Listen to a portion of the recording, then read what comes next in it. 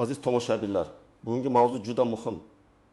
1 avgustdan pensiyalar yana oshirilishi, ya'ni yil ichidagi ikkinchi indeksatsiya masalasi ko'pchilik oilalarning real daromadiga bevosita ta'sir qiladi.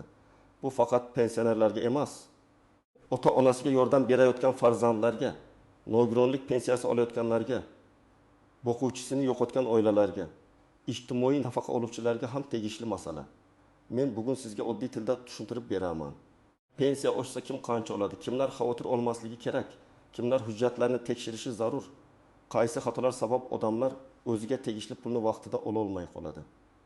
Video siz uchun foydali bo'lsa, hoziroq kanalga obuna bo'ling, like bosib qo'ying. Chunki bunday yangiliklarda bir kun kechikish ham odamning puliga ta'sir qilishi mumkin. Avval pensiya masalasida asosiy tartib qanday ishlaganini tushunib olaylik. Pensiya odatda bir necha omilga qarab hisoblanadi. İş staji, rasmiy ish haqi, sug'urta badallari yoki soliq to'lovlari, pensiya turi, qo'shimcha ustamalar, eng kam pensiya miqdori va davlat tomonidan belgilangan indeksatsiya. Indeksatsiya degani oddiy tilda shuki, narxlar oshgani, kommunal to'lovlar, oziq-ovqat, dori-darmon va kundalik xarajatlar qimmatlashgani sabab davlat pensiya va nafaqalarni ma'lum foizga ko'taradi. Maqsad pensionerning qo'lidagi pulning xarid quvvati juda tushib ketmasin.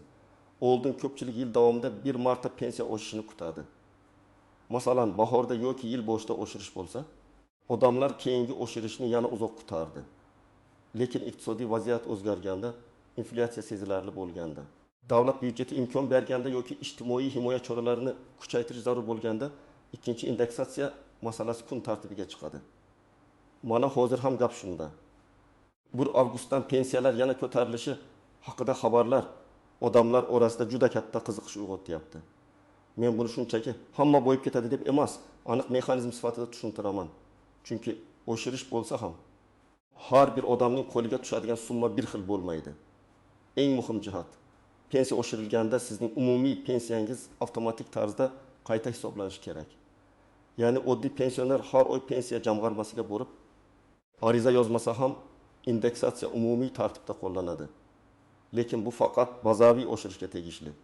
Agar sizning stajingiz noto'g'ri kiritilgan bo'lsa, ish haqingiz bo'yicha ma'lumotlar bazada to'liq bo'lmasa, nogironlik guruhi bo'yicha hujjatda muddat tugagan bo'lsa yoki boquvchisini yo'qotganlik bo'yicha oila tarkibida o'zgarish bo'lsa, avtomatik oshirishsiz kutgan natijani bermasligi mumkin. Endi asosiy savolga o'tamiz. 1 avgustdan pensiya oshsa, kim nimani bilishi kerak? Birinchi navbatda yoshga doir pensiya olayotganlar buni kuzatish kerak. Masalan, bir otaxon hozir 1.200.000 so'm pensiya olayotgan bo'lsa, oshirish foizi 10% deb tasavvur qilaylik. U holda uning pensiyasi 120.000 so'mga oshib 1.320.000 so'm bo'lishi mumkin. Agar 15% bo'lsa, qo'shimcha 120.000 so'm bo'ladi. Lekin bu yerda men albatta ta'kidlayman. Real foizni faqat rasmiy qaror yoki farmon orqali bilish kerak. İjtimoiy tarmoqlarda hammaniki falon so'mga oshadi degan gaplarga ko'r-ko'rona ishonmang. Chunki kimning pensiyasi katta bo'lsa, foizli oshirishda qo'shimcha summa ham katta ko'rinadi. Kim eng kam pensiya olsa, u uchun alohida minimal miqdorlar muhim bo'ladi. Ikkinchi toifa nogironlik pensiyasi va nafaqasi oluvchilar. Bu odamlar uchun pensiya miqdori ko'pincha faqat stajga emas, nogironlik guruhi, mehnatga layoqat darajasi, tibbiy xulosa va ijtimoiy nafaqa turiga ham bog'liq. Masalan, bir fuqaro ikkinchi guruh nogironligi bo'yicha 900.000 so'm olayotgan bo'lsa, indeksatsiya unga ham qo'llanishi mumkin. Ammo uning tibbiy ko'rik muddat tugagan bo'lsa, to'lov vaqtincha to'xtab qolishi yoki qayta rasmiylashtirish talab qilinishi mumkin. Shuning uchun men bunday fuqarolarga alohida aytaman. Faqat oshirishni kutib o'tirmang, hujjatingizning amal qilish muddatini ham tekshiring. Uchinchi toifa, boquvchisini yo'qotganlik pensiyasi oluvchi oilalar. Bu yerda juda ko'p nozik jihatlar bor. Masalan, oilada 2 nafar voyaga yetmagan bola bo'lsa, ularga boquvchisini yo'qotganlik pensiyasi tayinlangan bo'lishi mumkin. Agar bolalardan biri 12 yoshga to'lsa, lekin kunduzgi ta'limda o'qiyotgan bo'lsa, ayrim hollarda to'lov davom etishi mumkin. Lekin buni tasdiqlovchi ma'lumotnoma vaqtida topshirmasa, oila kutilgan pulni ola olmay qoladi. Shuning uchun indeksatsiyadan keyingi summani ko'rishdan oldin oilaviy holat va o'qish ma'lumotlari to'g'ri kiritilganini tekshirish zarur. 4-toifa, eng kam pensiya yoki ijtimoiy nafaqa oluvchilar. Ko'pchilik foiz oshsa, mening pulim ham shuncha foizga oshadimi deb so'raydi. har doim ham shunday emas. Ba'zan davlat eng kam pensiya miqdorini alohida ko'taradi. Ba'zan bazaviy hisoblash miqdori yoki mehnatga haq to'lashning eng kam miqdori o'zgaradi. Ba'zan esa ayrim nafaqalar uchun alohida kafolatlangan minimum belgilanadi. Masalan, bir onaxon staji kamligi sabab to'liq yoshga doir pensiya emas, ijtimoiy nafaqa olayotgan bo'lsa, uning o'sishi boshqa formula bilan ketishi mumkin. Shu sababli odamlar bir-birining summasiga qarab xulosa qilmasligi kerak. Qo'shningizniki 200 ming so'mga oshgan bo'lsa, sizniki ham aynan shuncha oshadi degani emas. Real hayotdan bir nechta misol keltiraman. Birinchi holat. Oldin 2 yoshli erkak 35 yil rasmiy ishlagan, ish staji to'liq pensiyasi 2 million so'm. Agar indeksatsiya foizli bo'lsa, u sezilarli oshirish oladi, chunki bazasi yuqori. Ikkinchi holat. 57 yoshli ayol 15 yil rasmiy ishlagan. Qolgan yillari uyda farzand tarbiyasi bilan bo'lgan, pensiyasi 1 million so'm atrofida. Uning pensiyasi ham oshadi, lekin staj va ish haqi bazasi past bo'lgani uchun qo'shimcha summa birinchi misoldagidan kamroq bo'lishi mumkin.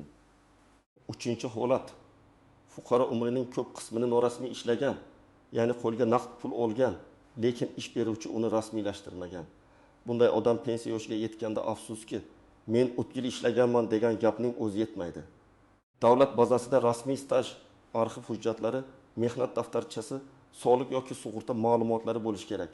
Indeksatsiya ham mavjud tayinlangan pensiyaga qo'llanadi, yo'q stajni avtomatik qo'shib bermaydi. Kimlar xavotir olmasligi kerak? Agar siz pensiyangizni har oy bank kartasi yoki pochta orqali muntazam olayotgan bo'lsangiz, hujjatlaringiz amal qilayotgan bo'lsa, yashash joyingiz va bank rekvizitlaringiz o'zgarmagan bo'lsa, ko'p hollarda oshirilgan summa avtomatik tushadi.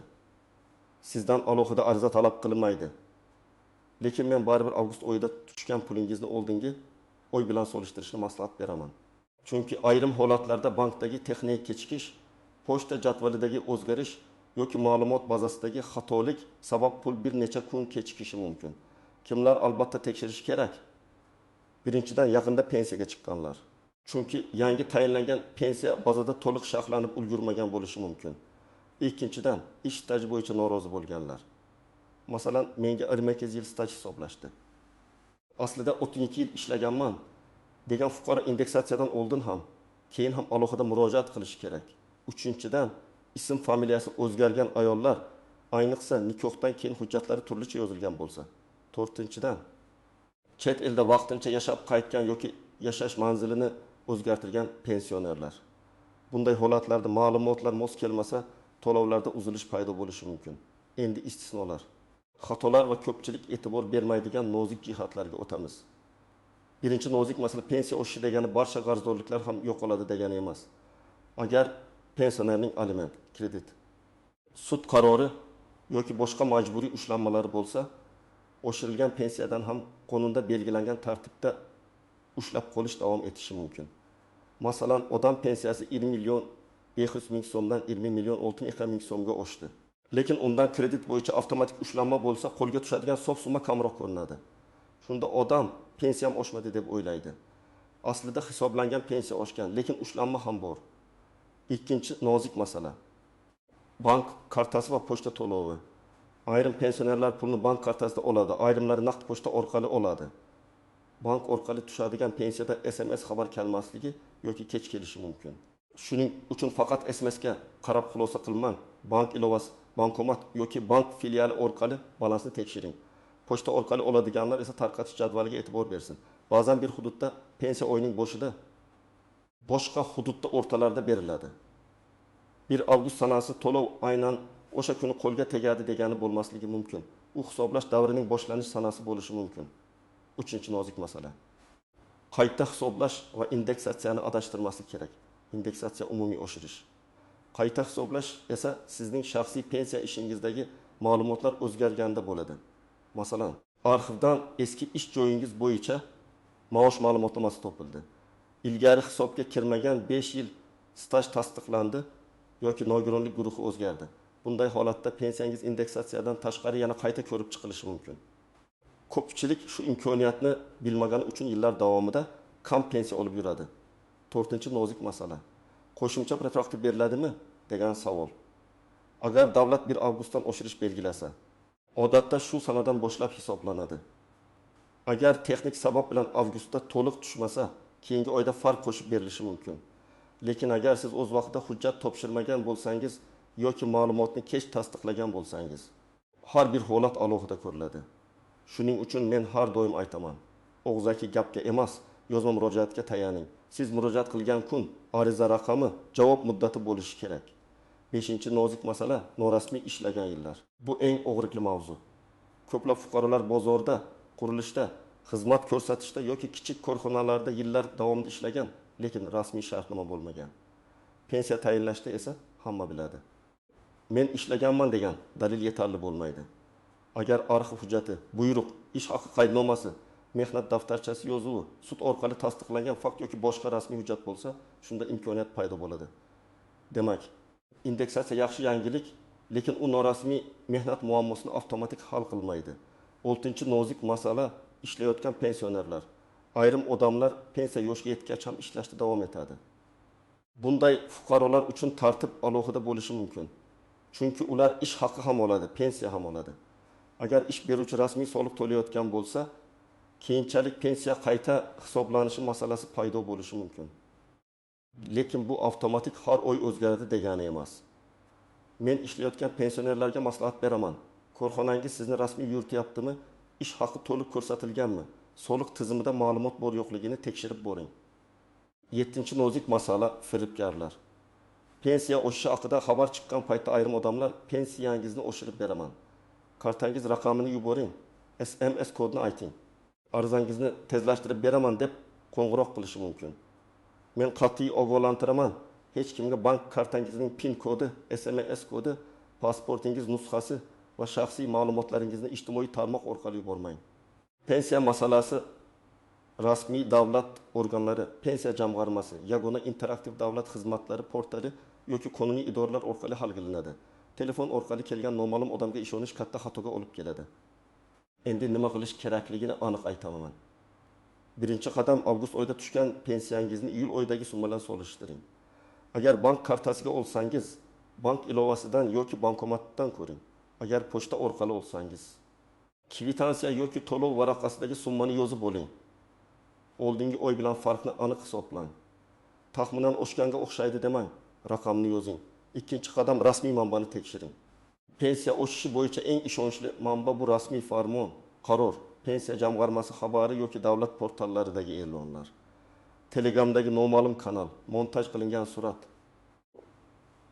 eskirgan jadval yoki boshqa davlatning yangiligi sizga asos bo'la olmaydi. Agar rasmiy hujjatda oshirish foizi, kuchga kirish sanasi va qaysi toifalarga tegishli ekanini yozilgan bo'lsa, shunga qarab xulosa qiling. 3-qadam. Hujjatlaringizni tayyorlab qo'ying. Sizga pasport yoki ID karta, pensiya guvohnomasi, mehnat daftarchasi, eski ish joylaridan ma'lumotnomalar, arxiv hujjatlari, nikoh yoki familiya o'zgarishi haqidagi guvohnoma. Nogironlik bo'yicha tibbiy xulosa, bo'g'uvchisini yo'qotganlik bo'yicha hujjatlar, bolalarning o'qish joyidan ma'lumotnoma kerak bo'lishi mumkin. Hammasini bir papkaga joylab qo'ying. Hujjatni faqat muammo chiqqanda qidirishni boshlash vaqt yo'qotadi. 4-qadam. Agar summa noto'g'ri deb o'ylasangiz, og'zaki bahslashib yurmasdan yozma murojaat qiling. Tuman yoki shahar pensiya jamg'armasi bo'limiga boring. Ariza yozing. Arizada shunday mazmun bo'lsin: menga tayinlangan pensiya miqdori 1-avgustdan amalga oshirilgan indeksatsiyadan keyin qayta hisoblanganini tushuntirib berishingizni, hisob-kitob varaqasini taqdim etishingizni so'rayman. Arizangizda telefon raqamingiz, manzilingiz, pasport ma'lumotingiz bo'lsin. Eng muhimi, ariza qabul qilinganini tasdiqlovchi raqam yoki nusxani oling. 5-qadam, staj bo'yicha shubhangiz bo'lsa, eski ish joylaringizni tiklang. Korxona hali faol bo'lsa, kadrlar bo'limidan yoki buxgalteriyadan ma'lumotnoma so'rang. Korxona yopilgan bo'lsa, arxivga murojaat qiling. Agar mehnat daftarchasida yozuv bor, lekin muhr noaniq bo'lsa, qo'shimcha tasdiqlovchi hujjat kerak bo'lishi mumkin. Men buni juda muhim deb bilaman. Chunki pensiya miqdoridagi eng katta farq ko'pincha aynan staj va ish haqi ma'lumotlaridan kelib chiqadi. 6-qadam. Yaqinlaringizga yordam bering. Ko'p pensionerlar telefon ilovalaridan foydalana olmaydi. Rasmiy saytlarni tekshirishga qiynaladi. Ariza matnini yozishda adashadi. Agar sizning ota-onangiz, buvingiz, bobongiz pensiya olsa, ularga o'zingiz hal qiling demang. Birga borib summani tekshirib bering. Hujjatlarni tartibga soling. Ariza nusxasini olib qo'ying. Ba'zan 1000 yoki 200 ming so'mlik farq oddiy oilada dori darmon. Oziq-ovqat yoki kommunal to'lov uchun juda katta yordam bo'ladi. 7-qadam, hamma narsani yozib boring. Qaysi kuni murojaat qildingiz, kim bilan gaplashdingiz, qanday javob oldingiz, qaysi hujjatni topshirdingiz, qaysi raqam bilan ro'yxatga olindi. Bu odat sizni keraksiz yurishlardan saqlaydi.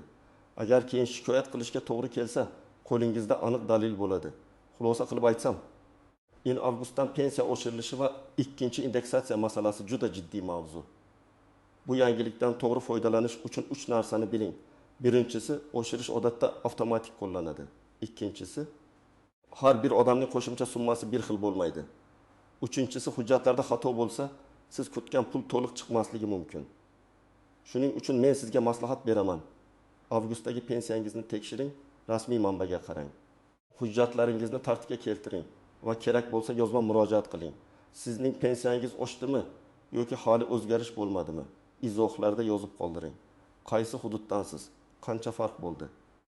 Bank orqali oldingizmi yoki pochta orqalimi? Bu ma'lumot boshqa tomoshabinlarga ham foydali bo'ladi.